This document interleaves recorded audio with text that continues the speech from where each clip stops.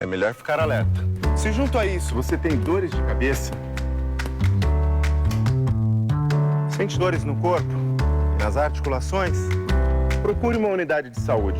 Conheça outros sintomas. Acesse saude.gov.br/combate à AIDS. Ministério da Saúde, Governo Federal. Pátria Amada, Brasil.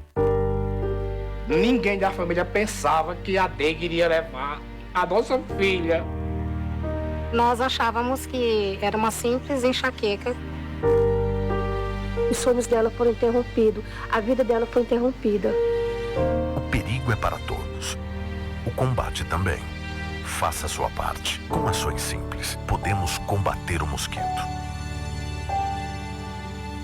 Ministério da Saúde, Governo Federal.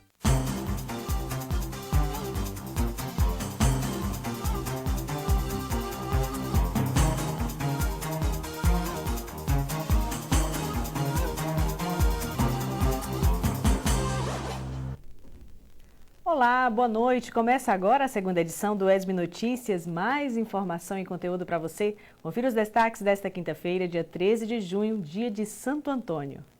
Chega ao fim greve das universidades estaduais da Bahia. Propriedade rural do município de Barra do Choça produz alimentos livres de agrotóxicos. E mais, no dia de Santo Antônio, conheça a história de devotos de um dos santos mais populares que abre os festejos juninos. Tudo isso e muito mais você confere agora no ESB Notícias, segunda edição. Trabalhadores e trabalhadoras de todo o país vão parar o Brasil amanhã, dia 14 de junho, em defesa da educação e contra a reforma da Previdência. A greve geral foi convocada pelas centrais sindicais brasileiras no dia 1º de maio, Dia Internacional dos Trabalhadores. O objetivo é que amanhã sejam paralisados os locais de trabalho, estudo, comércio, bancos e circulação de mercadorias. Em Vitória da Conquista, representantes de centrais sindicais estarão nas principais ruas do centro da cidade a partir das 9 da manhã. E chega ao fim a greve das universidades estaduais da Bahia. A repórter Samara Dias traz as informações para a gente. Pois é, a greve na Universidade Estadual Sudeste da Bahia foi encerrada. A decisão foi tomada em assembleia realizada pela categoria ontem. Quem vai trazer mais informações para a gente é a professora Soraya Adorno, que é presidente da ADUSB. Professora, a greve durou 68 dias, né? E o que foi decidido durante a assembleia? Ontem, durante a assembleia, nós fizemos uma votação e aí a assembleia decidiu que a greve ela deveria ser encerrada ontem, como inclusive o indicativo já do Fórum das ADs, tanto é que as 4 universidades estaduais, elas encerraram o seu movimento paredista ontem. Da nossa pauta de reivindicações, muito pouco foi atendido pelo governo do Estado, mas teremos uma mesa de negociação permanente para atender os demais pontos da nossa pauta, inclusive a primeira reunião dessa mesa está marcada para amanhã às 15 horas em Salvador. Os portões aqui da UESB já foram abertos, mas quando é que as aulas retornam? Os portões já foram abertos, né? Já nos colocamos à disposição da administração da universidade para assumir as nossas atividades acadêmicas, mas o nosso retorno para a sala de aula começa a partir da próxima segunda-feira. E as aulas, como é que serão repostas? A reitoria deve convocar o CONCEP e, convocando o CONCEP, deverá fazer aprovação ou trazer sugestões de um novo calendário a ser aprovado pelo CONCEP e esse calendário que vai definir como serão repostos os dias, as datas para a conclusão do semestre. Professora, muito obrigada pelas suas informações. Voltamos aos estúdios. Obrigada, Samara. Vamos saber quais são os destaques desta quinta-feira no nosso Giro de Notícias. Cíntia Garcia conta pra gente. Boa noite, Aline. Boa noite para quem acompanha o ESB Notícias, segunda edição.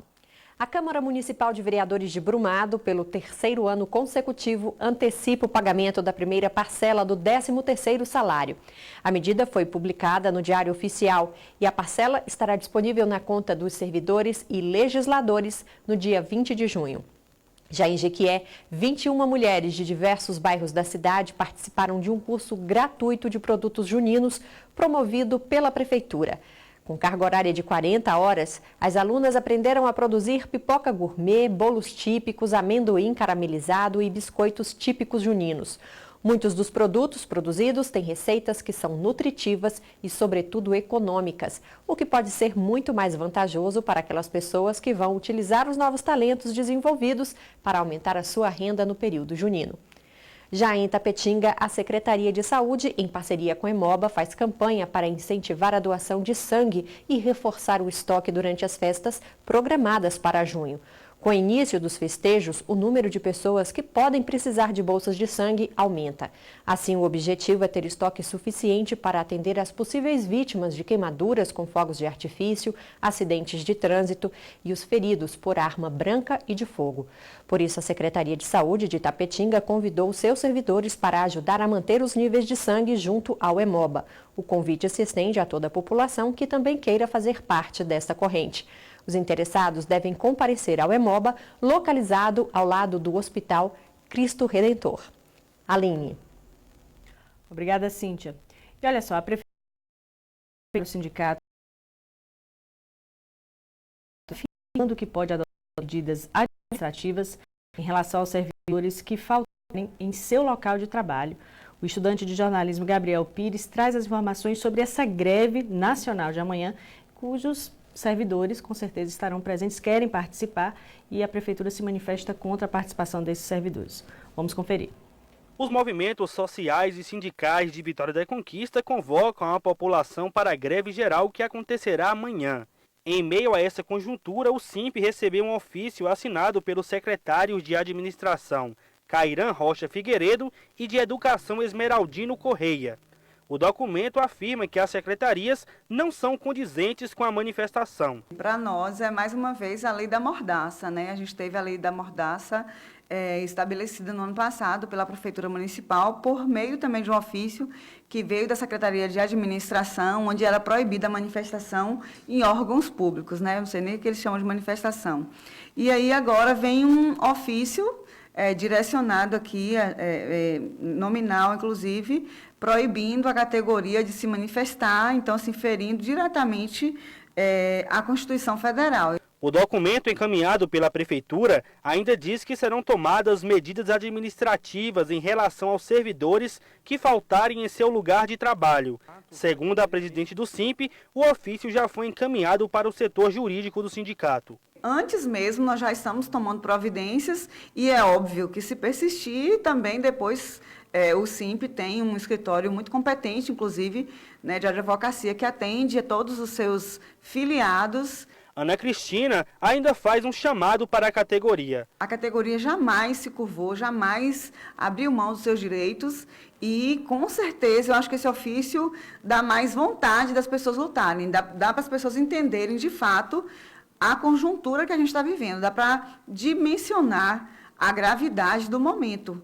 Então, com certeza, a gente, inclusive, convoca, né, a categoria para assumir mesmo o seu papel de luta. Agora é hora de falar sobre o tempo que segue parcialmente nublado em Vitória da Conquista nesta sexta-feira. Os termômetros variam entre 15 e 24 graus. Confira a previsão para outras cidades da região sudoeste.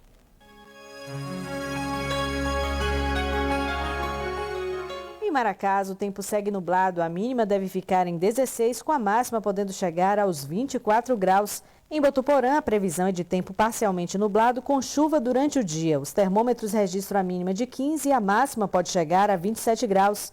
Variação de nebulosidade em Potiraguá, com possibilidade de chuvas isoladas. Os termômetros oscilam entre 17 e 29 graus. O tempo amanhece nublado em Milagres. Os termômetros variam entre 19 e 27 graus. Você sabe quais foram os principais avanços da UESB no último ano? Dando sequência à nossa série de entrevistas especiais com os pró-reitores da Universidade Estadual do Sudoeste da Bahia, no próximo bloco você confere uma entrevista com a professora Gleide Pinheiro, ela que é pró-reitora de Extensão e Assuntos Comunitários, e conversa com a gente sobre projetos de extensão, a relação entre a universidade e a comunidade, metas alcançadas neste primeiro ano da atual gestão. Confira a hora certa, 6 horas e 11 minutos, em Vitória da Conquista. A gente vai para um breve intervalo e volta já.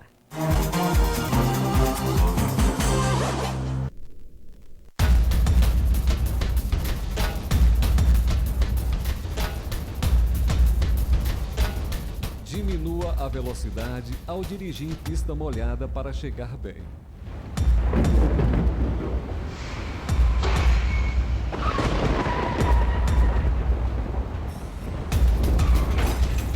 Sem correr o risco de ir para o além.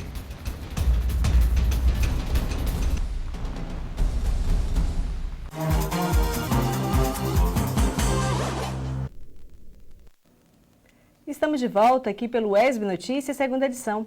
A PROEX implementa e coordena a política institucional de extensão, cultura, esportes nos 3 campos da UESB. Assim, a Pró-Reitoria desenvolve ações pautadas no diálogo e troca de saberes, na relação teoria e prática, na ênfase de formação do estudante e na perspectiva de transformação social, dialogando com a comunidade e fazendo intercâmbio de conhecimento e informações que objetiva a melhoria da qualidade de vida da sociedade. Para falar com a gente sobre este assunto, aqui conosco a Pró-Reitora de Extensão e Assuntos Comunitários, Gleide Magali Lemos Pinheiro. Professora, muito boa noite, seja bem-vinda aqui aos estúdios da TV UESB. E eu começo então perguntando, foi um ano de muito trabalho, esse primeiro ano de gestão, onde se comemora esse primeiro ano de gestão. A gente sabe que muitos trabalhos foram feitos, muitos projetos foram implementados, e eu gostaria de ouvir de você qual é a avaliação que se faz desse primeiro momento. Boa noite, Aline. Boa noite, telespectadores. Na verdade, esse primeiro ano de gestão foi uma oportunidade de aproximação da extensão, já que eu sou professora do campus de Jequié e eu tinha um conhecimento e uma aproximação muito forte com as ações extensionistas daquele campus. E a partir do momento em que eu fui convidada para assumir a Pró-Reitoria de Extensão, a gente percebe a necessidade de que eu me apropie, que conheça as coisas, as pessoas e a estrutura que estão relacionadas com a extensão na UESB, e não só de um campus, né? Então, assim, foi um momento de conhecer as coisas, as pessoas e a estrutura, de também dar continuidade a um trabalho que foi iniciado na gestão anterior, porque a gente já tinha um edital em andamento e a gente precisava criar condições para que as ações extensionistas que foram aprovadas no ano de 2018 tivessem continuidade e fossem realizadas, né? E aí, assim, a gente tomou como base o relatório que foi deixado pela pró-reitora anterior, pela equipe da PROEX-GEAC, né, anterior, e também o relatório que foi feito pela equipe de transição. Nesse relatório, nos 2 relatórios, né, nós percebemos a necessidade de estabelecer uma reestruturação da PROEX, tanto no que se refere à questão do corpo técnico administrativo, da própria GEAC e também dos setores que integram a Pró-Reitoria de Extensão, como Museu Pedagógico, Museu Regional, Núcleo de Defesa da Criança e Adolescente, alguns setores externos, né? E também, nesses relatórios, nós percebemos que na estrutura da PROEX existiam alguns serviços que não estavam diretamente relacionados à extensão, como, por exemplo, o CEUAS, que é a Clínica Escola do curso de Medicina, o NUPSI, que é uma Clínica Escola do curso de Psicologia, a internacionalização, que apesar de ser um serviço que a extensão pode utilizar, mas na verdade ele está ligado às 3 pró-reitorias acadêmicas, que é a pesquisa e pós-graduação, ao ensino e também à extensão. Então, assim, no primeiro semestre, no segundo semestre do ano passado, nós realizamos essa reestruturação, no que se refere à estrutura, e aí inclui também o corpo técnico administrativo, né? Ainda no ano passado, nós percebemos a necessidade de melhor gerenciar a extensão na nossa instituição. A gente utilizava um sistema de extensão, que era um sistema que estava disponível pelo Ministério da Educação, que era um sistema nacional, e desse diagnóstico foi feito pela equipe de transição e também com as conversas que tive com a equipe da PROEX e da GEAC, a gente percebeu que era um sistema que não tinha uma aproximação com a nossa extensão. Nós temos uma característica de extensão diferenciada, nós temos 2 instâncias deliberativas e o SIGPROD não contemplava isso, né?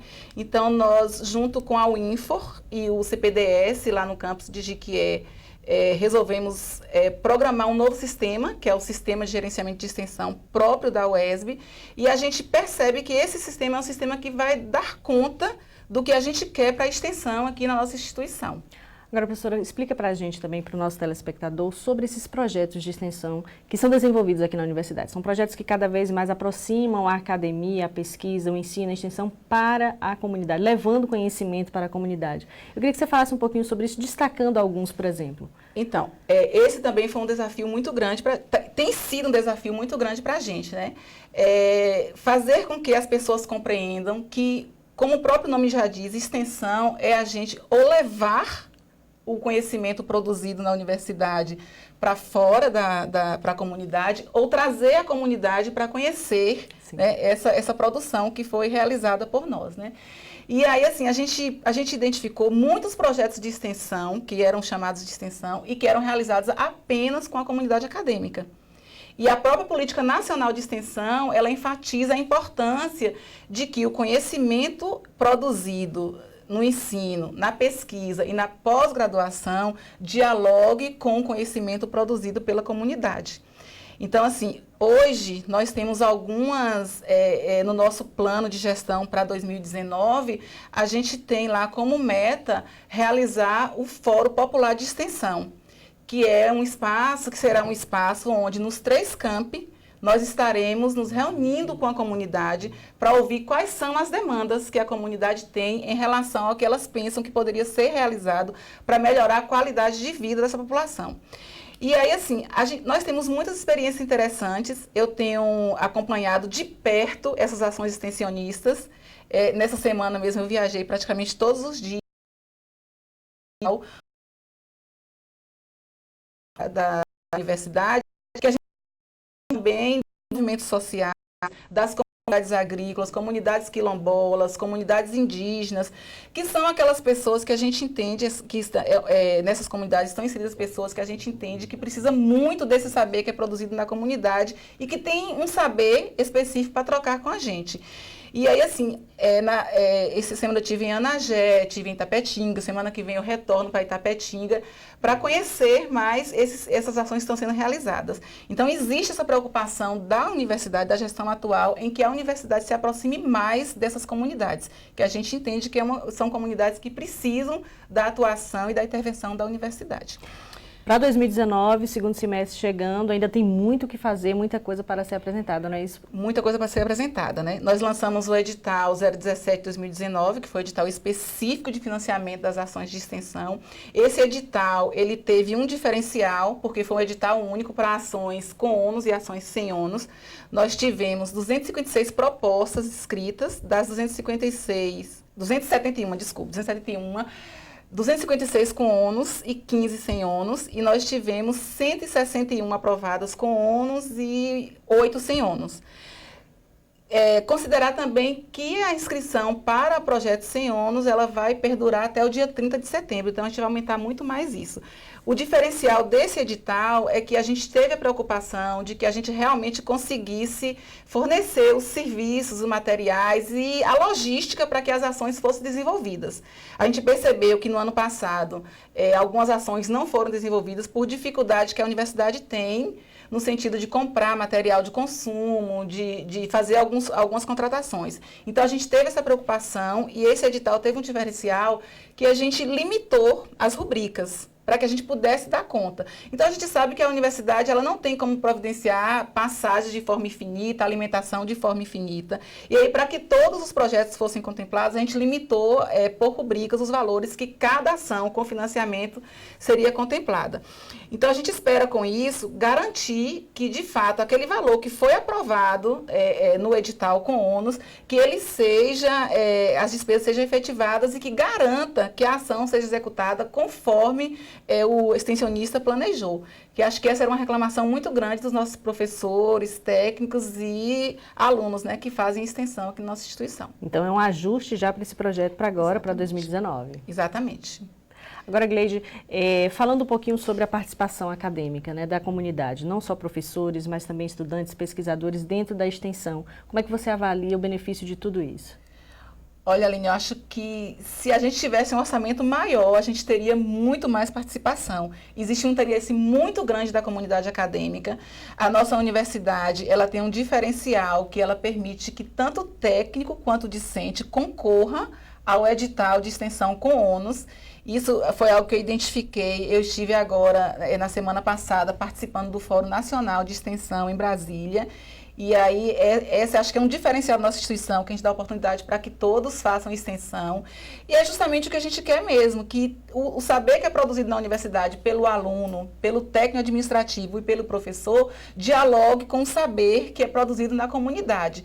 Então, isso para a gente é algo positivo. E aí eu penso que um desafio que a gente tem para os próximos anos é discutir com o grupo da gestão o aumento do orçamento para a Pró-Reitoria de Extensão, para que a gente consiga financiar mais ações de extensão. A gente aprovou, no ano passado, o Conselho Nacional de Educação aprovou a resolução número 7 de 2018, foi no dia 18 de dezembro de 2018. Essa resolução, ela determina que 10% da carga horária total de cada curso seja aplicado, seja desenvolvido em projetos de extensão. Então, assim, imaginar que um curso de licenciatura que tem 3.400 horas vai ter que acrescentar 340 horas só de extensão. Mas aí a gente tem outros, os bacharelados geralmente têm 4.500 horas, 4.040 horas, aí vai ser 450, 440. A medicina, né, que tem 8.000 horas, 800 horas de extensão. Então, assim, essa política ela veio para fortalecer a extensão dentro da universidade, dentro do ensino. E, na verdade, a política ela atinge tanto a graduação quanto pós-graduação. Para mim, é uma realização, né? Eu que sou extensionista desde que entrei na universidade, é uma oportunidade de valorizar a extensão, assim como a pesquisa, como a pós-graduação ela é valorizada, é uma possibilidade de valorizar a extensão e é também, né, uma pressão, né, para que tanto os órgãos governamentais quanto a própria instituição olhe para a extensão de uma forma diferenciada e aumente o orçamento. A gente não consegue fazer extensão sem financiamento. Algumas pessoas conseguem, mas assim, por outro lado, a gente tem buscado uma aproximação com outras entidades públicas, né, com o próprio poder público municipal e estadual. A gente tem para estabelecer essas parcerias, né? Incentivado, né, que os nossos extensionistas concorram a editais externos para mostrar, porque também a gente não vai conseguir financiar 100% de tudo aquilo que a gente poderia, né, que a gente recebe só com o dinheiro, com a verba interna. Então, a gente precisa buscar parcerias. A gente tem estimulado muito os nossos extensionistas a seguirem por esse caminho. Então, como eu falei, a gente recebeu 271 propostas e a gente só conseguiu aprovar com ônus 161. Não porque as propostas não estavam boas, todas estavam muito boas, mas a gente teve que fazer um ranqueamento e no ranqueamento só 161 que foram contempladas com verba institucional. Ok, professora, muito obrigada pelas suas informações. Professora Gleide, que é pró-reitora de extensão aqui da Universidade Estadual do Sudoeste da Bahia, trazendo para a gente informações aí valiosas sobre esse primeiro ano de gestão e sobre os projetos que foram implementados aqui na universidade nesse primeiro ano, falando sobre a extensão da universidade e a comunidade. Professora, muito obrigada mais uma vez pela sua participação. Volte mais vezes. Eu que agradeço, boa noite e estou à disposição. Ok. Obrigada. E no próximo bloco a gente volta com mais informação e conteúdo para você. É um minuto só.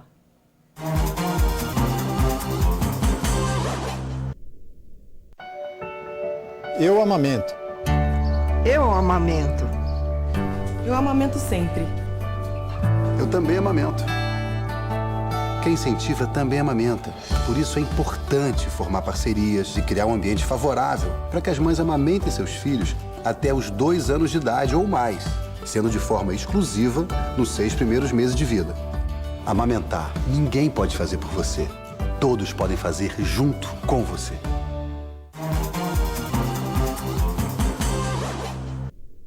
Estamos de volta aqui pelo ESB Notícias, segunda edição. No dia de Santo Antônio, conheça a história de devotos de um dos santos mais populares que abre os festejos juninos. Acompanhe a reportagem. Bem merecestes ter com amor em vossos braços o Salvador. Devota há 27 anos de Santo Antônio, Marinalva tenta seguir o seu exemplo. Então, o meu carinho por ele é um exemplo que ele dá à humanidade, né? ele sai visitando os doentes, também faço essa mesma coisa. Visito os doentes, convido para viver uma vida em Cristo.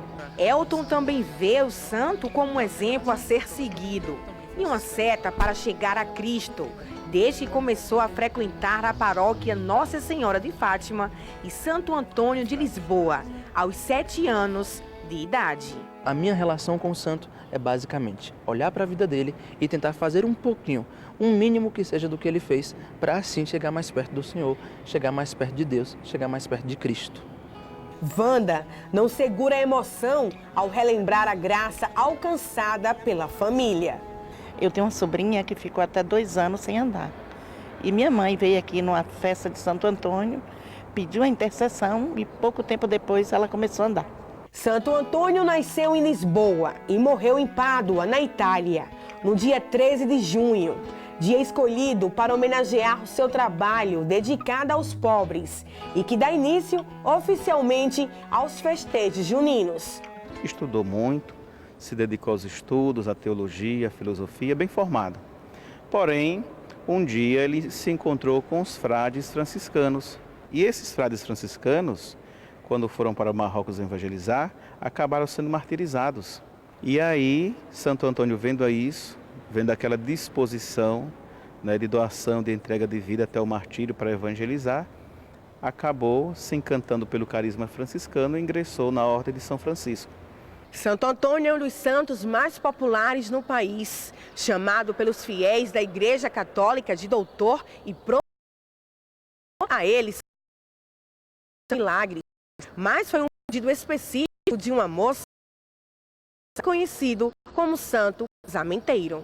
Uma moça queria casar e naquela época tinha que dar o dote, né, para o casamento. E a família era muito pobre. Aí a moça recorreu a Santo Antônio e na sua oração diante da imagem de Santo Antônio caiu um bilhete. Que levasse aquele bilhete a uma venda de um senhor muito rico. E o peso daquele bilhete ele entregasse em ouro. E aí diz que o comerciante colocou o bilhete no prato de uma balança e começou a colocar moedas no outro prato para poder. E quem disse que a moeda, né, o bilhete subia, até que chegou um ponto que completou o dote da mulher e aí ela pode se casar tranquilamente. E é nessa época que quem está à procura de um pretendente pede aquela ajudinha ao santo e faz até as famosas simpatias. Mas o Frei explica o posicionamento da igreja. Essa questão das simpatias a igreja não incentiva. Né? Nós temos o nosso modo de viver a nossa fé, né? Tendo Santo Antônio, na verdade, ele é reconhecido pela igreja como doutor, né? Além de ser um homem que, de fato, tem uma vida que é um exemplo de fé, um exemplo de cristão comprometido com o Evangelho e comprometido com Jesus também. Desde 2012, Santo Antônio é copadroeiro da paróquia Nossa Senhora de Fátima e Santo Antônio de Lisboa. Mas a festa para o santo acontece há mais de 30 anos. Então, quem abre os festejos juninos no mês de junho é Santo Antônio. Então, após cada celebração, nós temos a nossa praça de alimentação e a tradicional quermesse, com comidas típicas e também o tradicional forró pé de serra.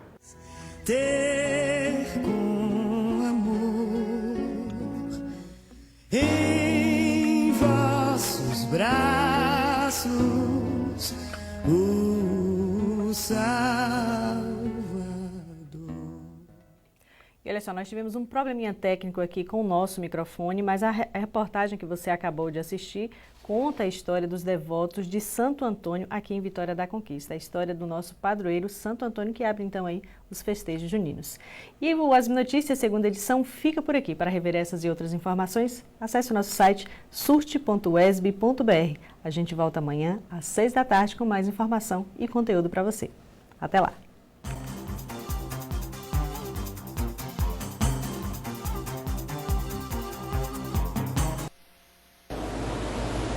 Fiéis comemoram o dia de Santo Antônio com missas. Incêndio atinge o Hospital das Clínicas em Salvador.